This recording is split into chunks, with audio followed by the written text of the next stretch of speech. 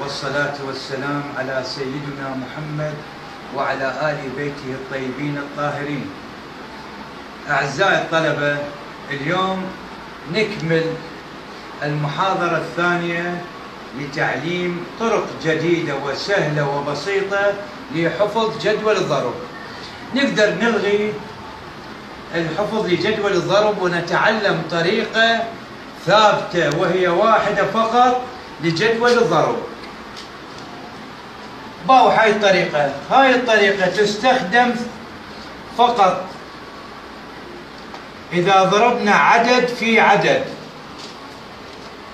أي ضرب عدد في عدد ماذا نفعل؟ مثلا عندنا 9 في 8، 7 في 8، 9 في 6، 6 في 8، 9 في 7. هاي الأرقام اللي أمامك هسه راح نجي شلون نطلع ناتج الضرب. 9 في 8 ايش راح نقول؟ نقول هاي التسعة بعدلها شقد وتصبح 10، بعدلها شقد وتصير 10 بعدلها 1. هاي الثمانية بعدلها شقد وتصير 10 بعدلها 2. راح نجي نضرب 1 في 2 ويساوي لنا 2 وثم نطرح على هاي الطريقة. 8 ناقص 1 ويساوي لنا 7. إذا 9 في 8 يساوي 72. اللي ما افتهم الأولى راح نتعلم الطريقة الثانية أو العدد الثاني. 7 في 8 نقول هاي السبعة بعدلها شقد تصير 10 بعدلها 3. هاي الثمانية بعدلها شقد تصير 10 بعدلها 2. راح نجي نضرب 3 في 2 ويساوي لنا 6 وثم نطرح بهذه الطريقة. شوف 8 ناقص 3 ويساوي لنا 5. 7 في 8 ويساوي لنا 56. راح نكمل. 9 بعدلها شقد تصير 10 1. 6 بعدلها شقد تصير 10 4. نضرب 1 في 4 ويساوي 4 وثم نطرح 6 ناقص 1 ويساوي لنا 5. إذا 9 في 6 يساوي 54. انتبه، 6 بعدلها شقد تصير 10 4. 8 بعدلها شقد تصير 10 2. راح نضرب 4 في 2 ويساوي لنا 8 ثم نطرح 8 ناقص 4 يساوي لنا 4. إذا 6 في 8 يساوي لنا 48. 9 في 7 9 بعدلها شقد تصير 10 1. 7 بعدلها شقد تصير 10 3. ثم نضرب 1 في 3 وثم نطرح 7 ناقص 1 يساوي لنا 6. إذا 9 في 7 يساوي لنا 63. خلينا نتعلم طريقة أخرى. حاصل ضرب عددين في عددين. مثلا عندي 14 أريد أضربها مثلا في 12. 14 في 12 راح نجي على الرقم الأول هو رقم العشرات هو 1. أسحب خط 1. رقم الأحاد هو 2. أسحب خطين. صار عندي هاي 12. هاي الخطين 2 وهذا الخط 1 يعني 12. أروح على العدد الثاني رقم الأحاد 1. أسحب خط باتجاه المعاكس عمودي. أجي على اليمن على 4 أسحب 4 خطوط عمودية. 1 2 3 4. ايش راح اسوي هسه؟ راح اسحب زاوية او اصنع زاوية بالاتجاه السفلي، واصنع زاوية بالاتجاه العلوي، واعوف الوسط. اجي احسب نقاط التقاطع.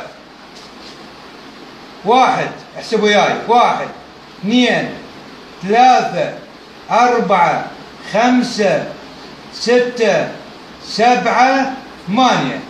هاي 8 طلعت.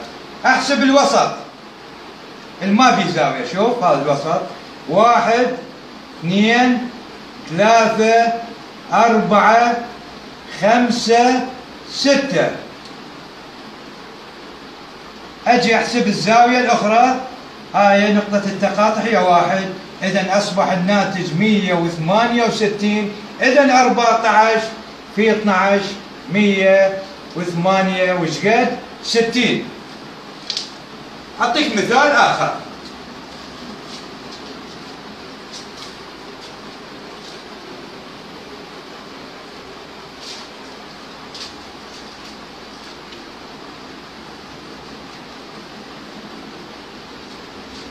مثال ثاني.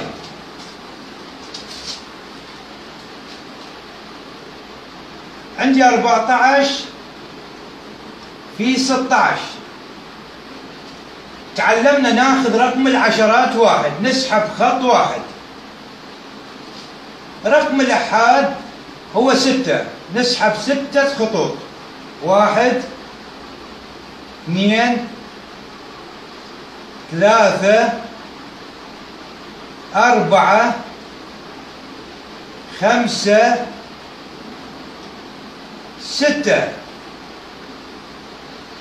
هاي الستة بمعنى رقم الأحاد، وهذا الواحد اللي يمثل رقم العشرات يعني 16. نجي على الرقم الثاني، رقم العشرات 1. أنزل خط باتجاه العمودي باتجاه الأول، باوع عموديا هذا الواحد. أما ال4 أنزل 4 خطوط. 1 2 3 4. هسه ايش راح اسوي؟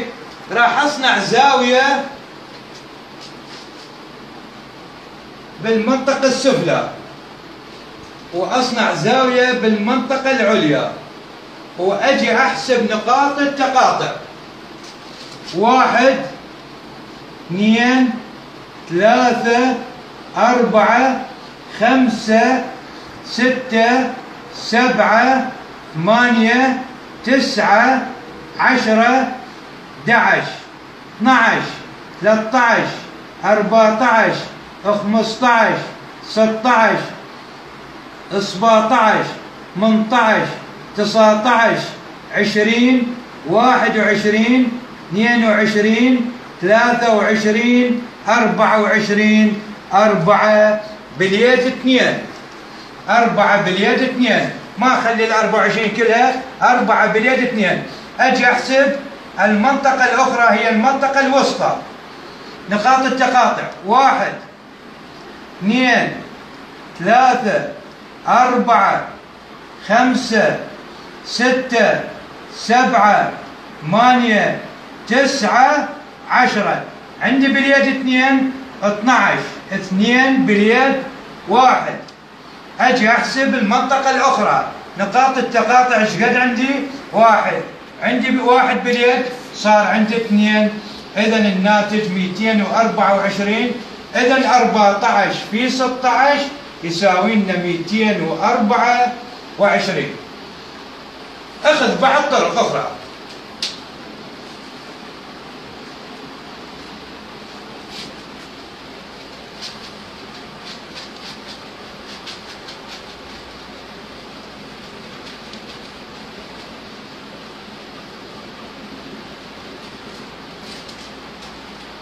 شوف هاي الفكرة الثالثة. أي عدد